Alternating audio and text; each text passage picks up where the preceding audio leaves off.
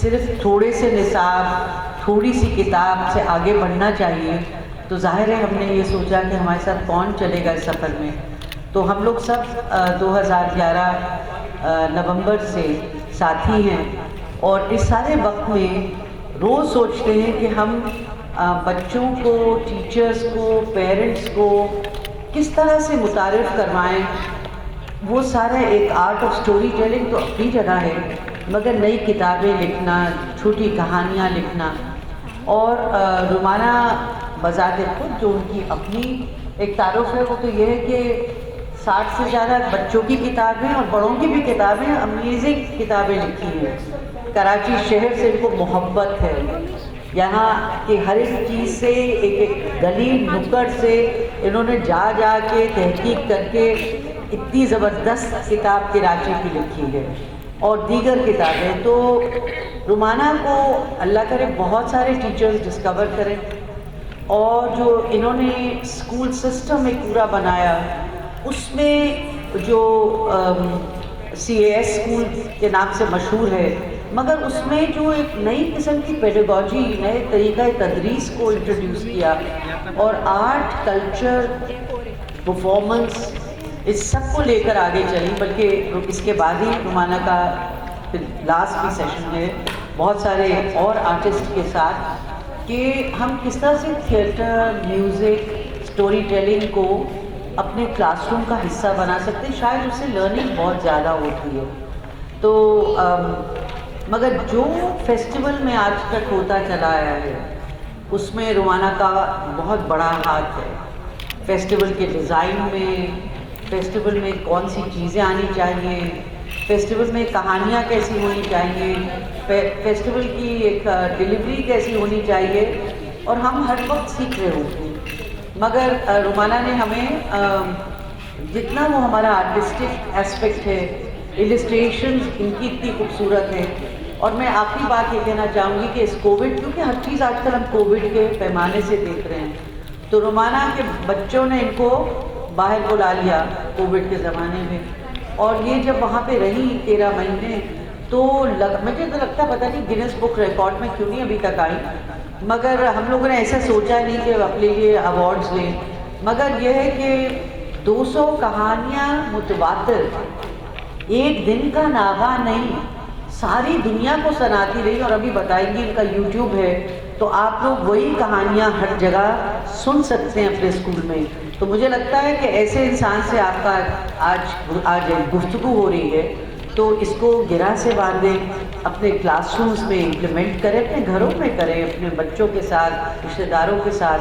तो रुमाना एक नायाब तोहफ़ा है पाकिस्तान के लिए और पाकिस्तान से बाहर भी, मगर ख़ुसूसी तौर पे टीचर्स के लिए जिनसे आज हम मुखातिब हैं, और जब बार बार मैं सुबह से कह रही हूँ कि आपका एक बहुत मरकज़ी किरदार है। तो रुमाना के लिए बहुत सारी तालियाँ और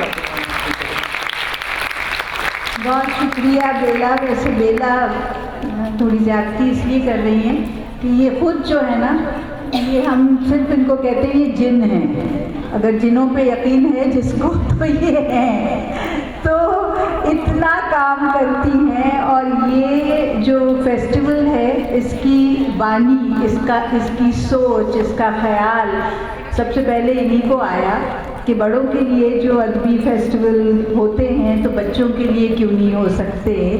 और फिर उन्होंने हम में से चंद लोगों को फिर दावत दी कि उनके साथ जुड़े। तो हमारा ये 10 साल का सफ़र है। मुझे ये बताइए, आप क्या समझते हैं कि पिछले 10 सालों में हमने कितने ऐसे ये फेस्टिवल्स किए होंगे? कोई अंदाज़ा किसी को? जी, आप मेरे ख्याल है मेरे पहले सेशन में थी इसलिए मालूम है आपको। लेकिन आपको पता है ना जवाब क्या आया था कि 10 हुए होंगे 10 साल में, है ना? लेकिन 77, ठीक है। तो ये कोई छोटी बात नहीं है। मैं बगैर किसी मॉडेस्टी के ये कहना चाहती हूँ कि इतने सारे फेस्टिवल और मतलब पूरे पाकिस्तान में हर सूबे में, छोटे से छोटे शहर में, बड़े शहर में, हमने हर जगह किए हैं। बेटा मैं चाह रही हूँ आप लोग आगे आ जाएं, उस वक्त भी मैंने इशारा किया कि आगे आ जाए, बहुत जगह है, इतनी छोटी छोटी बच्चियां बैठी हुई हैं, आगे आके बैठो, आ जाओ, आ जाएं, आ जाएं। वॉलंटियर्स से तो मैं कह के थक गई कि आगे भेजें, आइए आइए, ये सब खाली है, आइए, कुछ यहाँ पर बैठ जाएं, है ना, ताकि मुझे भी अच्छा लगे कि हैं लोग, वो पीछे बैठे हुए। आइए, आप जो टीचर्स हैं, तो जो पीछे लोग बच्चे बैठते हैं चुन चुन कर, उनको क्या कहते हैं? हाँ, बैक बेंचर्स को, है ना, और आप खुद यही कर रहे हैं आज। तो अब सोच लीजिए, अब मतलब अपने आप को बच्चों की जगह रखते, यहाँ भी जगह है, देखिए ये 3 सीटें ये हैं, आइए, शाबाश। तो मैं सबसे पहले तो ये कहूँगी, जल्दी से सेटल हो जाएं, बहुत जगह है, इतना बड़ा ऑडिटोरियम है, वहाँ भी जगह है।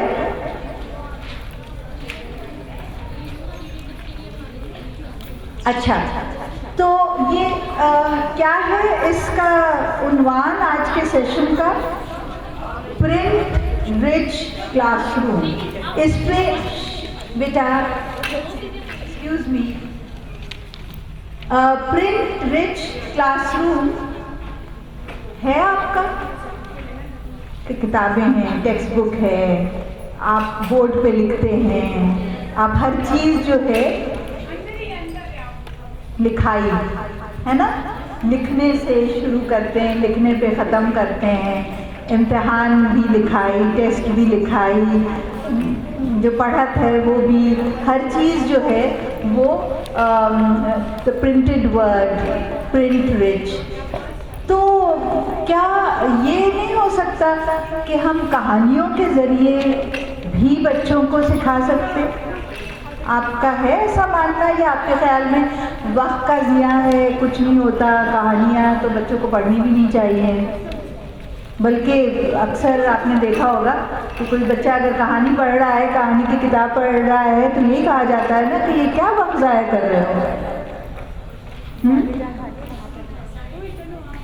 इस तरह की जो लर्निंग होती है ज़्यादा अच्छी लर्निंग होगी, लाइफ लॉन्ग लर्निंग होगी, क्योंकि इतना हम बच्चों को सिखा रहे होते हैं ना, इतना उनके ऊपर बोझ डाल रहे होते हैं, ये पढ़ो, ये याद करो, ये टेस्ट करो, टेस्ट की तैयारी करो। लेकिन जब वो थ्रू स्टोरीज पढ़ते हैं तो उनकी लर्निंग, वो एक तो इंटरेस्ट ले रहे होते हैं, उनके इंटरेस्ट की वजह से उनकी लर्निंग होती है वो बहुत ऐसी, यानी लाइफ लॉन्ग लर्निंग। अच्छा, इनके लिए तालियां बजा दें, इन्होंने मेरे दिल की बात कही है।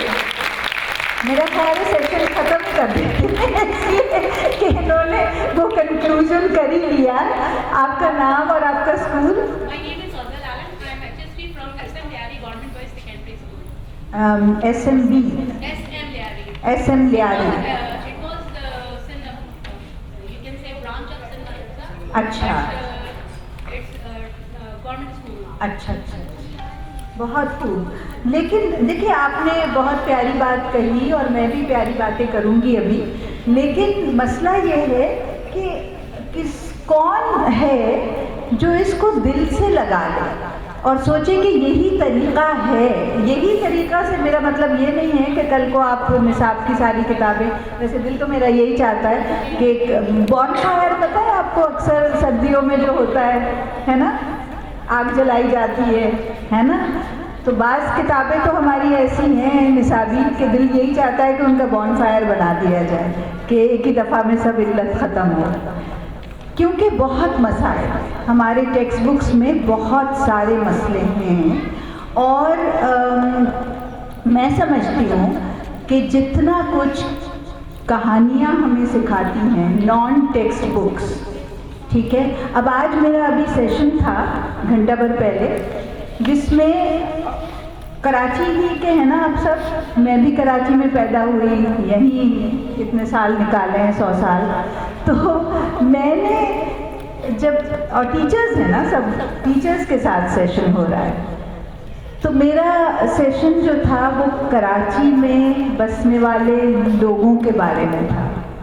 लेकिन उससे पहले कुछ मेरे सवालात थे टीचर्स से कराची की आबादी को लेके, कराची के रकबे को लेके, या ये कि कराची में जो लोग हैं, जब मैंने वो प्रेजेंटेशन की, जो विजुअल्स थे सारे, तो बहुत कुछ नहीं मालूम, बहुत कुछ नहीं मालूम।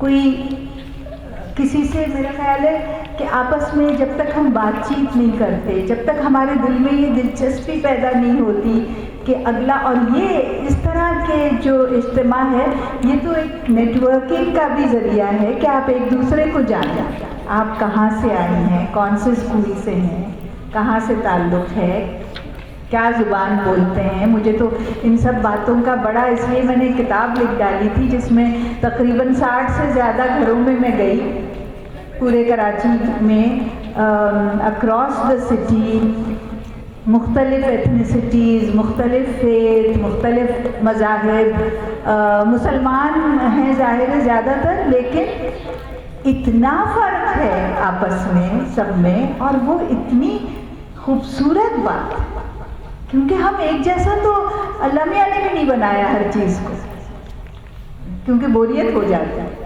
तो दुनिया में जो सारी रंगीनी है, रंगारंगी है, तो जब खालिक ने पैदा किया इस तरह से कि सब अलग नज़र आए सबकी, और हम सारे जो हैं इतने मुख्तलिफ हैं, और पाकिस्तान का ये एक ही शहर है हमारा जिसमें इतनी डाइवर्सिटी है और इतनी रिचनेस है कि हर जगह के लोग आपको, और हर ज़ुबान बोलने वाले मौजूद हैं यहाँ।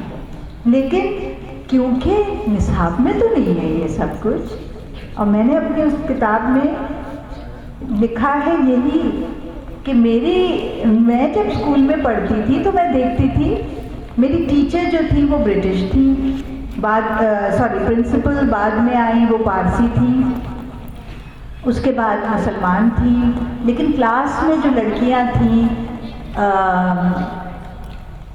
कोई किसी के ख़ानदान का ताल्लुक़ दिल्ली से था, कोई मेमन थे, कोई खोजा थे, कोई कुछ और थे, पंजाब से ताल्लुक़ था, लेकिन हमारा सिर्फ़ और सिर्फ निसाबी किताब में, बेटा सुन रहे हैं आप लोग, बातें बाद में कर लीजिएगा बाहर निकल, ठीक है। तो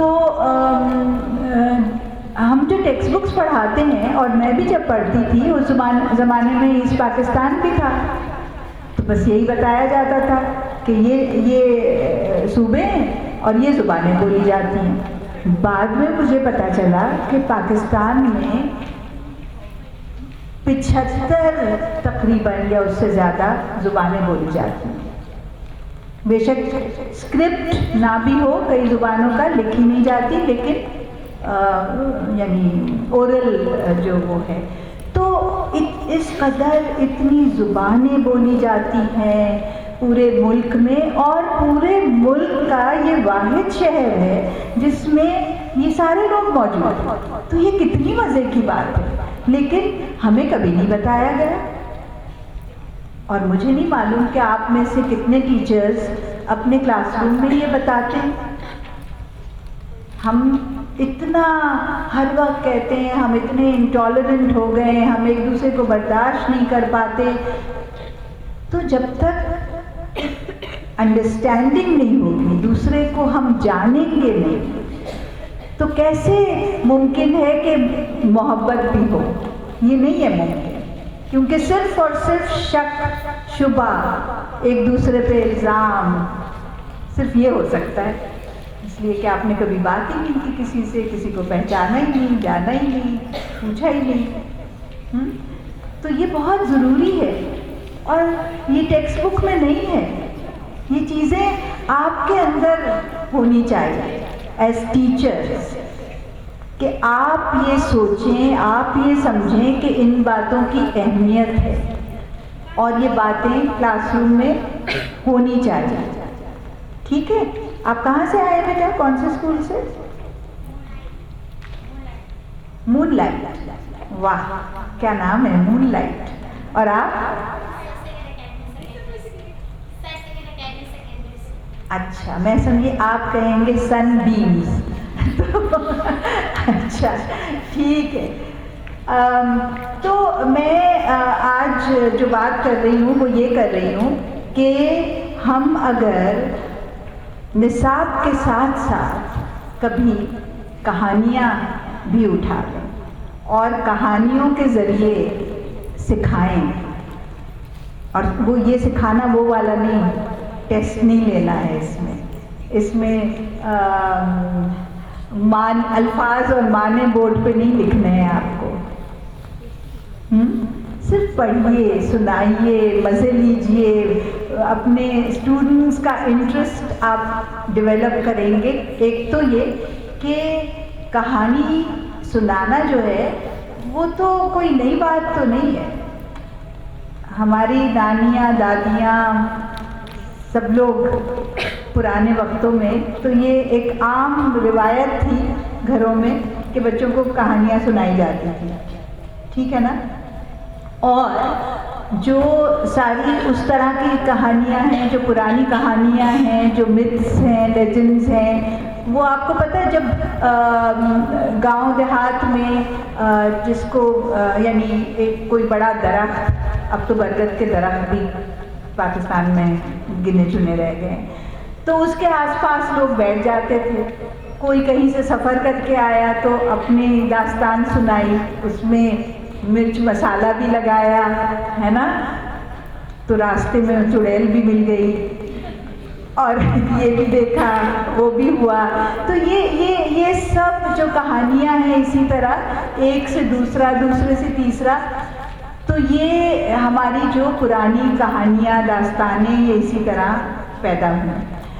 कहानियाँ बहुत ज़रूरी है, बेहद ज़रूरी है। और आप मज़ाहिब में भी देखें कि ये कितना बड़ा इनका रोल है, ठीक है, कि हम यानी देखिए ना, किताबें जो होती हैं, कोई फिक्शन होती है, कोई नॉन फिक्शन होती है, तो जो भी है, लेकिन कहानियाँ बहुत दिलचस्प होती हैं। इनको पढ़ना, उनको सुनाना बेहद ज़रूरी है।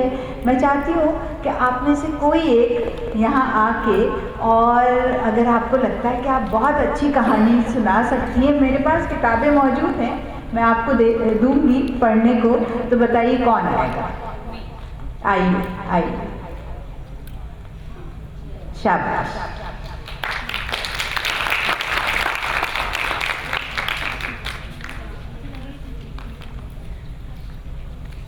ये है मुर्गा और आईना।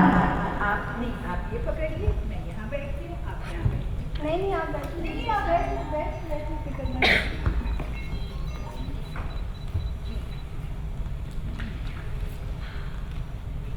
अच्छा तो बच्चों, सॉरी मैं स्टोरी सुना रही हूँ, तो आप सबको मैं बच्चे कंसीडर करूँगी, ठीक है। बच्चे हैं ना, हाँ बच्चे भी हैं वैसे, मुझसे छोटे भी। हम भी बच्चे। अच्छा तो हम जो आज स्टोरी पढ़ने वाले हैं, उस बुक का नाम है मुर्गा और आईना।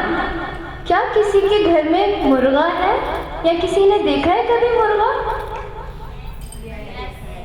ओके अच्छा, तो ये देखिए ज़रा, हमारी जो बुक का फ्रंट पेज है, जो हमारा कवर पेज है, उस पर भी मुर्गा बना हुआ है। क्या ऐसा ही दिखता है आप सबके घर में जो मुर्गा है? क्या ऐसा ही होता है? इससे फेमिलियर होता है, इससे मिलता जुलता होता है, ठीक है। और आईना क्या होता है, किसी को पता है आईना क्या होता है? जिसमें हम क्या करते हैं, अपने आप को देखते हैं। तो हमारी जो कहानी की किताब है उसका नाम है मुर्गा और आईना। चलो अब देखते हैं जरा इस स्टोरी बुक में आखिर ऐसा है क्या।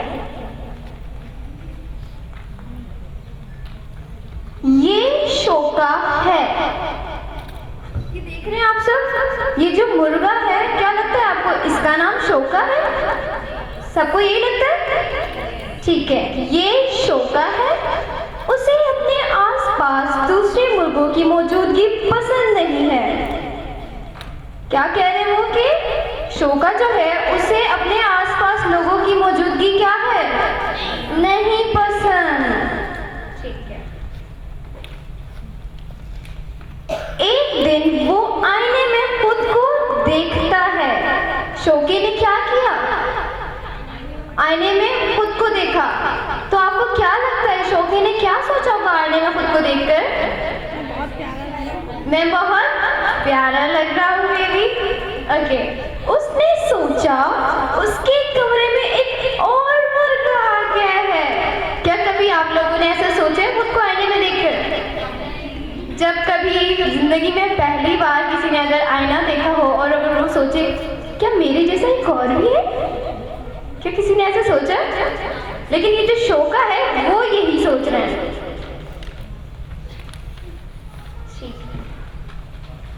बाहर निकलो, वो चिल्लाया। वो दूसरे मुर्गे को मुक्के और लाते मारता है। अब क्या लग रहा है आपको, जरा इस पिक्चर में देखें, वो किसे मुक्के और लाते मार रहा है? आईने को, जबकि उसे नहीं पता कि वो तो उसी का अक्स है। वो जल्द ही थक गया। दूसरा मुर्गा भी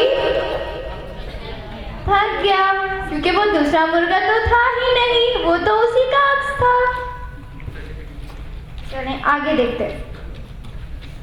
आखिरकार शोके को एहसास हुआ कि वो तो अपने ही अक्स से लड़ रहा है।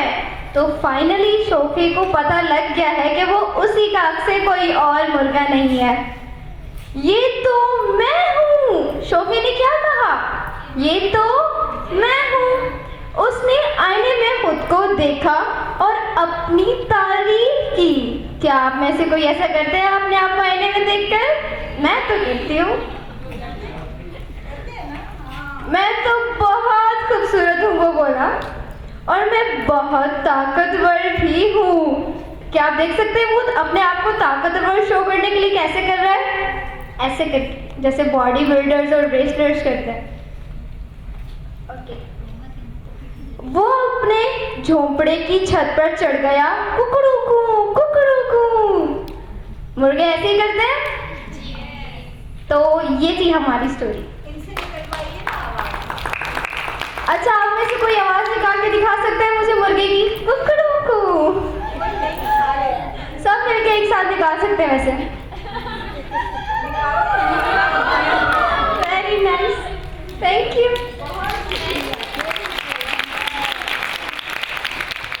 वाह, जबरदस्त। अब कौन आएगा? आइए आइए। आप अपनी मर्जी की कोई किताब वहाँ से इंट्रोडक्शन मैंने अभी करवाया था। My name is Ghazal Alam. I am from S N डियारी गवर्नमेंट बॉयज सेकेंडरी स्कूल।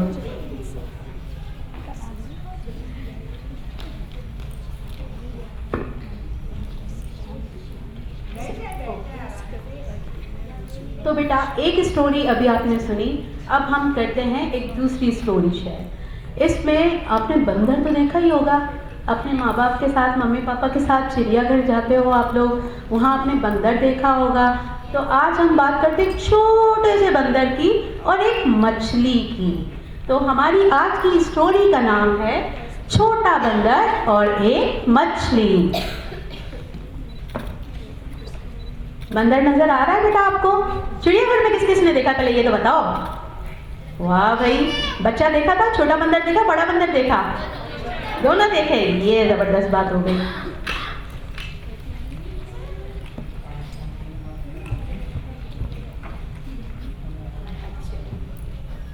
एक दिन सुबह, ये छोटे बंदर की बात हो रही है,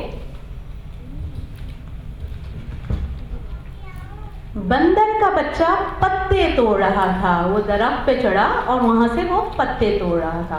वो बहुत खुश था। आपको तस्वीर यहाँ से नजर आ रही है कि वो बहुत हैप्पी है, वो बहुत खुश है। अच्छा, उसने जब शाख के सारे पत्ते तोड़ लिए तो दूसरी शाख पर कूद गया। नॉटी होगा बहुत ज़्यादा, है ना? आप लोगों में से भी कुछ बच्चे बहुत ज़्यादा नॉटी होते हैं ना, किसी को तंग करके बड़ी खुशी मिलती है। ओके, एक शाख पर बैठा, उसने सारे के सारे पत्ते तोड़ दिए। अब उसने क्या किया, दूसरी शाख पे बैठ गया, उस वहाँ पे कूद गया और तड़ाक की आवाज़ आई, शाख टूट गई। उसने जो जंप लगाया था उसके ऊपर और वो शाख जो है टूट गई। ये देखिए, राइट। जैसे ही वो जिस दरख्त पे बैठा हुआ था उसके नीचे था पानी, ठीक है। जैसे ही बंदर का बच्चा पानी में गिरा, एक बड़ी सी मछली जो है इसे पकड़ने के लिए बाहर निकली। ऑब्वियसली भाई पानी है, पानी के अंदर तो मछलियां भी होंगी ना, तो एक बड़ी मछली आई। छोटा सा बंदर का बच्चा गिरा था, बड़ी सी मछली आई और उसको पकड़ने के लिए आ गई कि वो डूबे ना। ये देखिए, खाने के लिए आई थी वैसे। खाने आई है, चले ना अभी आगे देखते हैं क्या चल रही है वो। अच्छा, लेकिन ऐन वक्त पर एक मजबूत हाथ ने इसे थाम लिया और बंदर का बच्चा बच गया। थैंक यू मैम, आपने जो है वो किया। मैं समझी उसको बचाने के लिए आ रही है, लेकिन वो उसको खाने के लिए आ रही थी, राइट। अच्छा, क्या हुआ कि वो एक मजबूत हाथ आया और उसने बंदर के बच्चे को, जो वो गिर रहा था दरख्त पर से, उसको थाम लिया, उसको गिरने नहीं दिया। अगली सुबह बंदर का बच्चा फिर पत्ते तोड़ने वहां गया। अच्छा, एक बार गिरते हुए वो बच गया, उसको बचा लिया। अब वो बताया नहीं कि वो हाथ किसका था, ठीक है। दूसरे दिन वो फिर अपनी रूटीन वर्क पे निकल गया। आपके ख्याल में किसका हाथ था?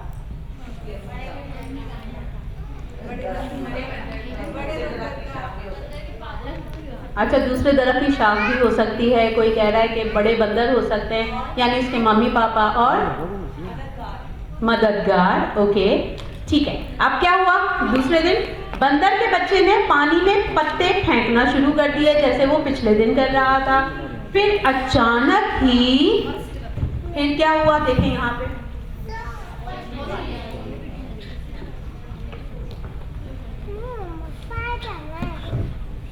अचानक ही आहा, चालाक छोटे बंदर, एक पेज आगे, इसने खुद को दरख्त में महफूज करने का तरीका सीख लिया। Wait, I suppose I have missed the page. No, you are right. हिफ्स है मुझे। इसीलिए ना, obviously I am reading first time. ठीक है, ठीक है। वो दूसरे दिन क्या कर रहा था, पानी में पत्ते तोड़ के फेंक रहा था। फिर अचानक ही क्या हुआ, नजर आ रहा है, फिर मछली आ गई और उसके बाद ये देखें, बंदर ने, आहा, चालाक छोटे बंदर ने इसने खुद को दरख्त में महफूज रखने का तरीका सीख लिया। अब ये देखें क्या हुआ था, ये कैसे बचा था। एक मजबूत हाथ ने जो उसको पकड़ा था, वो मजबूत हाथ कौन सा था? Anyone gas? एनीवन कोई गैस करेगा क्या है? जी, देखें, रस्सी है। ओके, उसकी माँ भी तो हो सकती थी, अभी हमने बात की थी, माँ भी हो सकती है, उसके बाबा भी हो सकते थे। कौन है?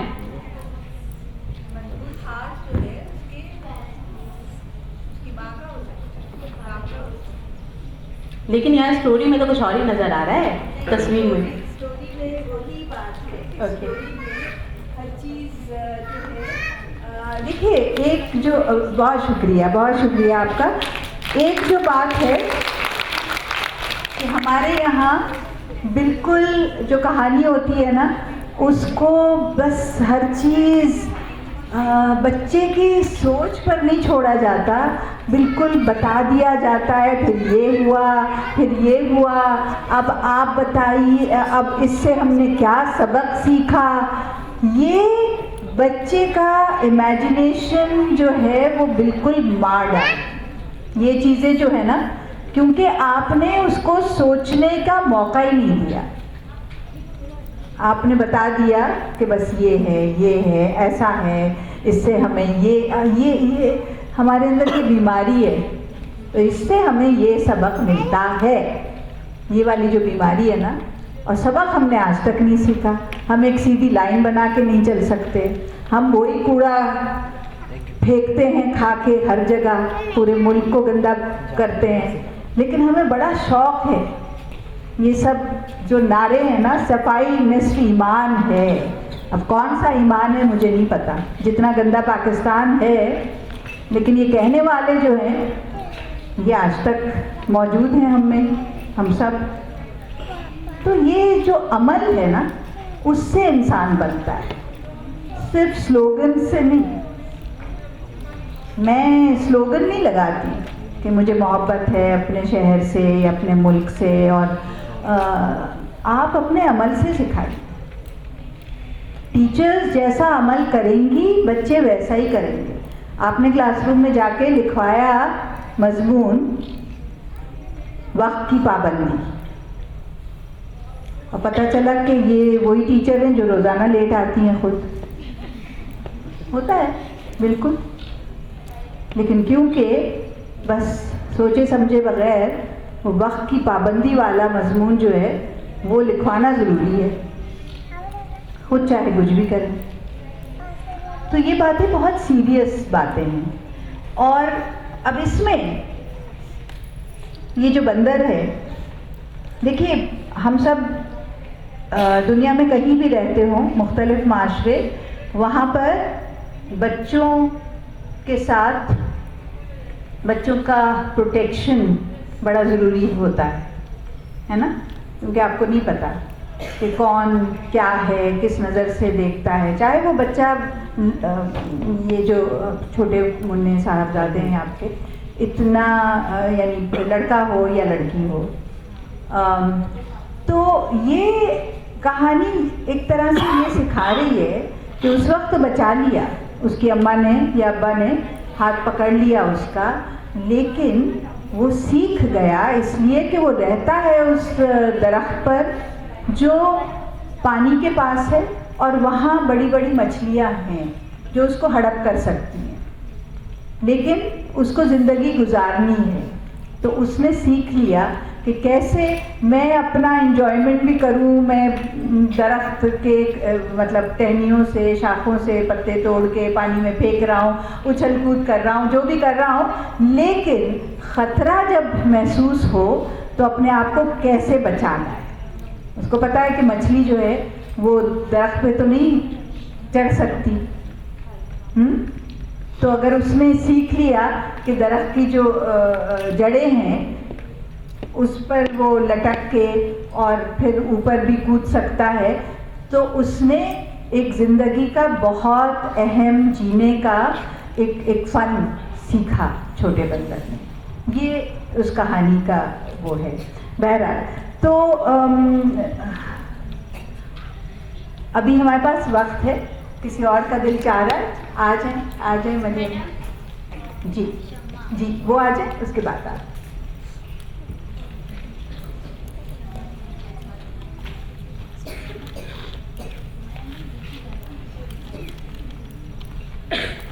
मैं आपको दूर से कोई और समझी, मैंने कहा मरियम आ जाए।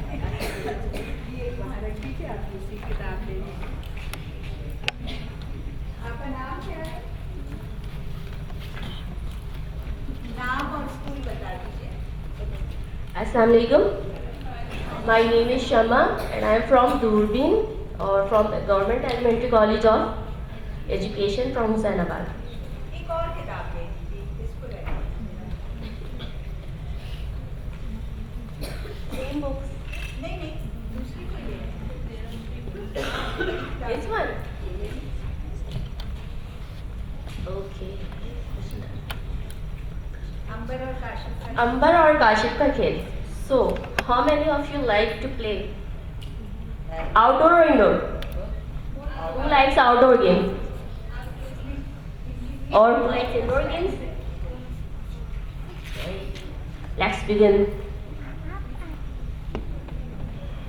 एक मिनट में स्टैंड मंगवा दूँ आपके माइक का, तो वो आसानी हो जाएगी।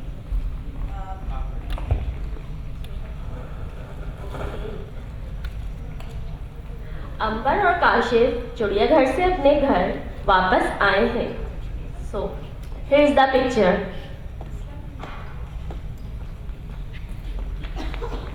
आर दे लुकिंग हैप्पी और सैड?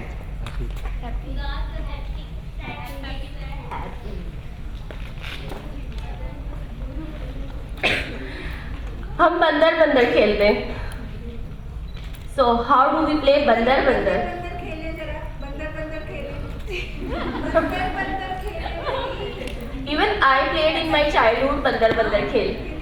सो आई नो कि सभी खेले होंगे बचपन में। देन हम कछवा कछवा खेलते हैं।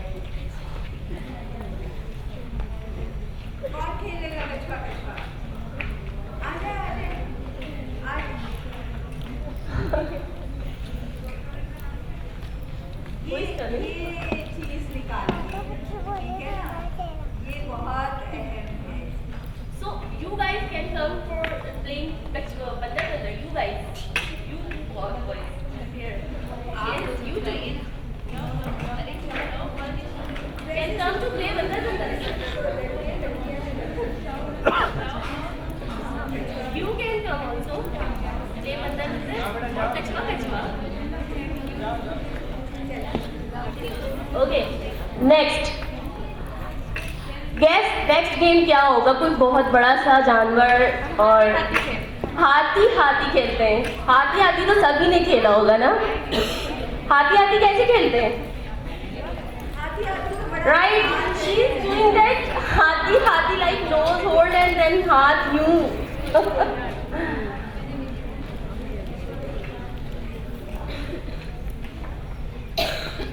Okay, हम परिंदे हैं, हम गेंडे हैं। हम परिंदे हैं।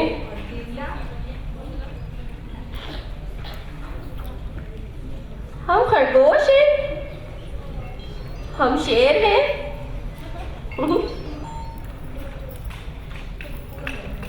ओके, सोने का वक्त हो गया है। अंबर चुपके से कहती है, अब मैं एक उल्लू हूँ। शब बखैर मुन्ने भैया। तो उल्लू क्या करते हैं रात में? जागते हैं। तो अंबर क्या करेगी? Thank you.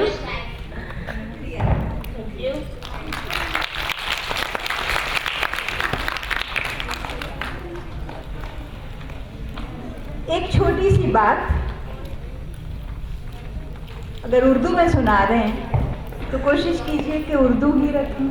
स्टोरी कहने की ज़रूरत नहीं है। हमारे पास रूम टू रीड को सर्च करेंगे तो आपको वो लिटरेसी क्लाउड भी मिल जाएगा, जिस पे आप खुद भी जाके पढ़ सकते हैं।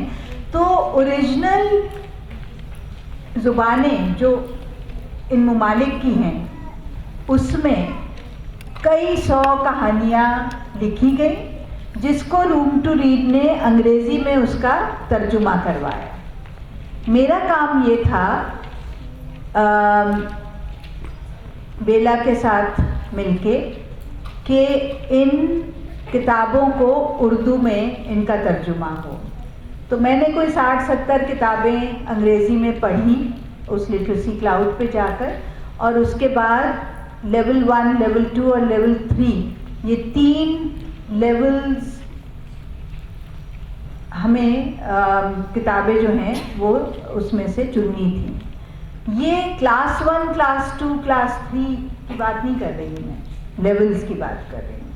हो सकता है कि कोई तीसरी जमात का बच्चा जो है अभी सिर्फ ये है कि वो ज़रा देर से पढ़ना सीख रहा है, तो वो लेवल 1 तक पहुँचा हो, और हो सकता है कि कोई दूसरी जमात का बच्चा जो है वो लेवल 4 का पढ़ सकता हो, है ना।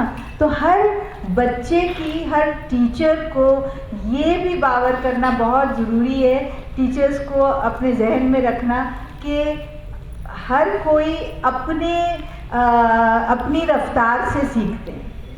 ऐसा नहीं है कि आपके अगर क्लास में 30 बच्चे हैं या 50 बच्चे हैं तो हर कोई जो है वो आपके साथ साथ चले।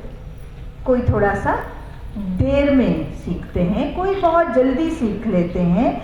तो ये भी हमारे यहाँ मुमकिन नहीं है।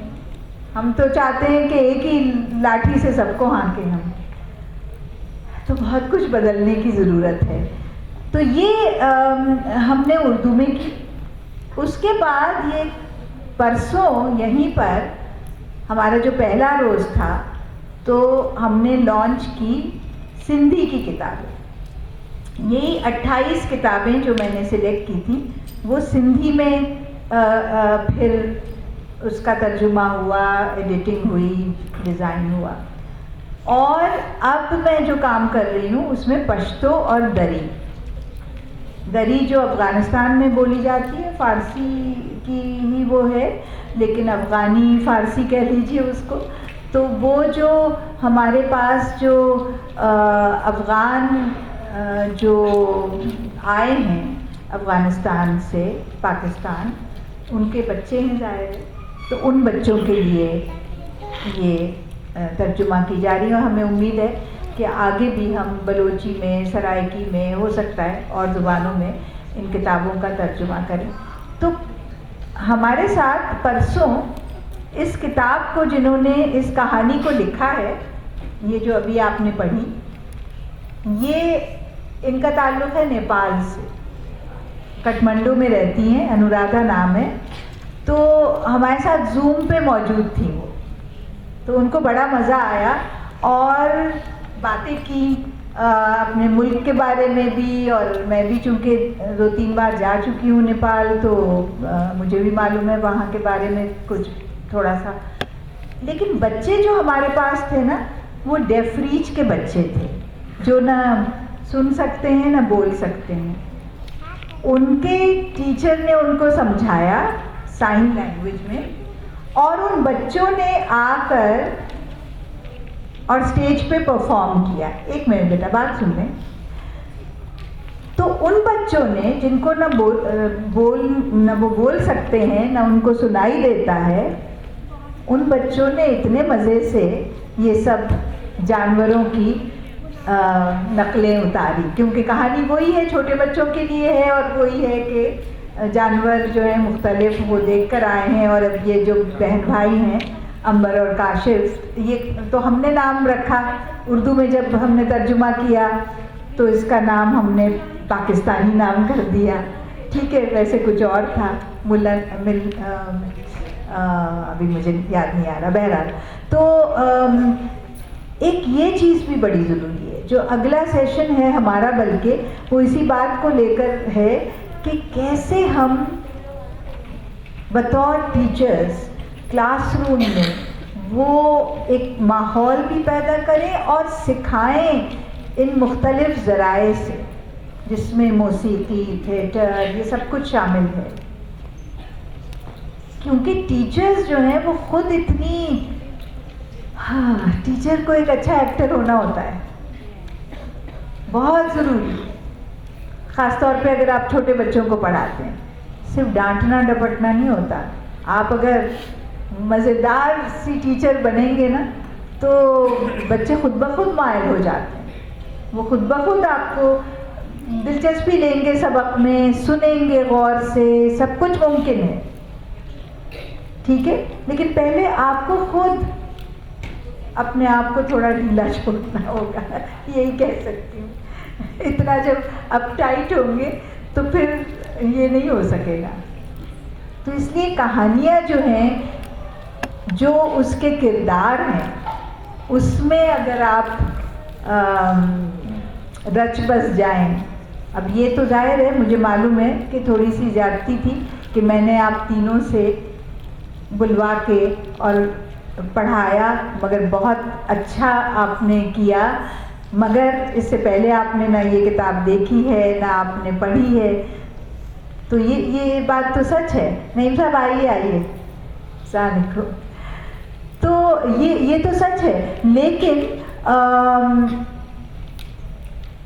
इसमें बस यही बात है कि आप एक दफ़ा तो पढ़ेंगे, 2 दफ़ा पढ़ेंगे, 4 दफ़ा पढ़ेंगे, आपकी तैयारी होगी, और उसके बाद आप जब क्लासरूम में बच्चों के सामने कहानियाँ पढ़ेंगी, तो ये जो है ना कि प्रिंट रिच क्लासरूम, जो शुरू में मैंने बात कही कि हर चीज़ शुरू होती है बस उसी से कि लिखा हुआ है, किताबें मौजूद हैं, टेक्स्ट बुक्स हैं, बोर्ड पे आप लिखती हैं, आप बच्चों को मौका भी नहीं देते।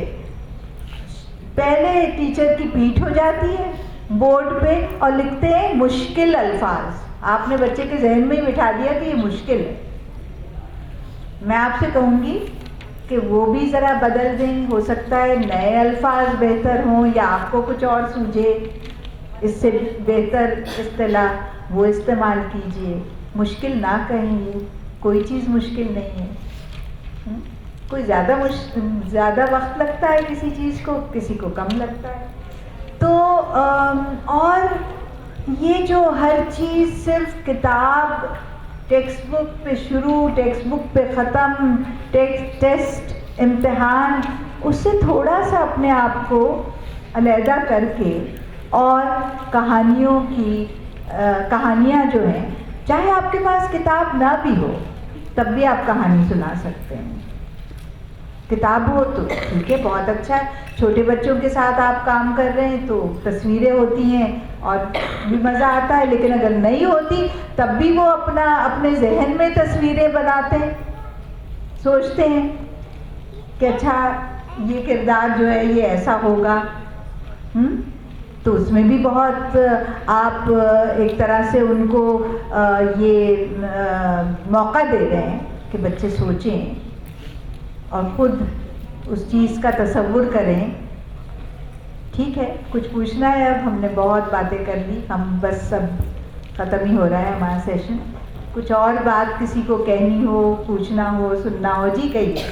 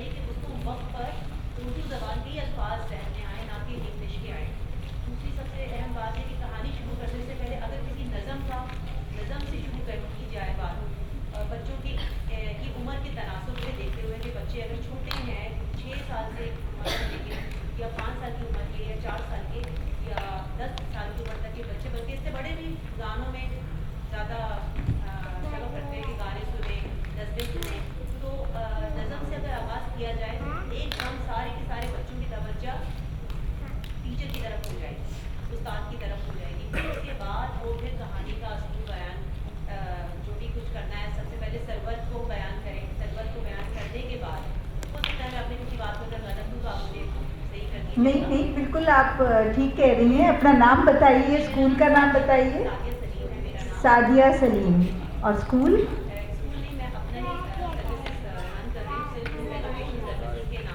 अच्छा, आपको उनकी आवाज़ आ रही थी?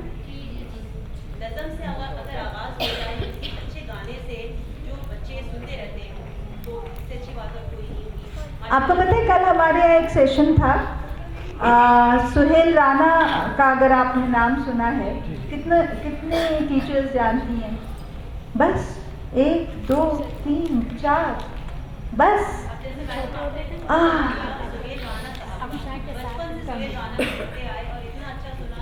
नहीं, मगर अब तो भूल गए हैं ना, हाथ ही नहीं उठे यहाँ पर। तो हमने तो अपने वो जो ओपन एयर बड़ा ऑडिटोरियम है उसका नाम, हम जब यहाँ आते हैं ना तो सब नाम बदल देते हैं। हम चाहते हैं कि आशना हो, लोग जाने कि ये कौन लोग थे। तो हमने Suhail Rana open air theatre उसका नाम 3 दिन के लिए रखा। तो मैं ये बता रही थी कि एक डाक बाबू, एक उनका बड़ा मज़े का गाना, डाक बाबू याद है? मेरा खत ले जाना, नानी अम्मा को दे आना, परसों मेरी गुड़िया की सालगिरह है, परसों मेरी गुड़िया की सालगिरह है। तो अब डाक बाबू बच्चों को पता ही नहीं है, हालांकि कोई 100 साल पुरानी बात नहीं है, 50 साल पुरानी बात भी नहीं है कि डाकिया घरों में आता था डाक डालने, पोस्टमैन। ठीक है, अब कुरियर का ज़माना आ गया, बच्चे देखते नहीं हैं पोस्टमैन को। पोस्ट बॉक्स पहले सुर्ख रंग के शहरों में लगे होते थे, अब वो ख़त्म हो गया। बहरहाल, तो हमने एक पूरी, और नाजिया हैं, नाजिया ज़ुबैरी, अभी वो आती होंगी बल्कि, तो वो गाती भी हैं, तो उन्होंने गाया। और वो सुहेल राना के साथ बचपन से, क्योंकि वो गाती थी जब पीटीवी पे सुहेल राना बच्चों के साथ, जी, तो नाजिया भी गाती थी। तो उन्होंने वो गाने के साथ साथ और गुड़िया बनाना और ख़त लिखवाना। पहले ये जो 3 रोज़ CLF हुआ ना, उससे पहले 2 स्कूलों में जाके, एक ज़रा वैसा स्कूल था थोड़ा सा महंगा वाला, और एक जो था वो सस्ता स्कूल था, तो ख़त लिखवाए, आपस में फिर बच्चों का राब्ता करवाया। तो एक्टिविटीज़ कितनी हो सकती है, ऐसी चीज़ें जो बच्चों को मज़ा आए वो करके। वो गाना भी सीखा उन्होंने, ये भी जाना कि डाक क्या होती है, कैसे होती, क्या सारा सिलसिला। और अब कल शेमा ने हमारे इस पे क्लोजिंग के वक्त इतना अच्छा कथक का परफॉर्मेंस किया कि हम सबको मज़ा आ गया। ये और कथक डांस जो है,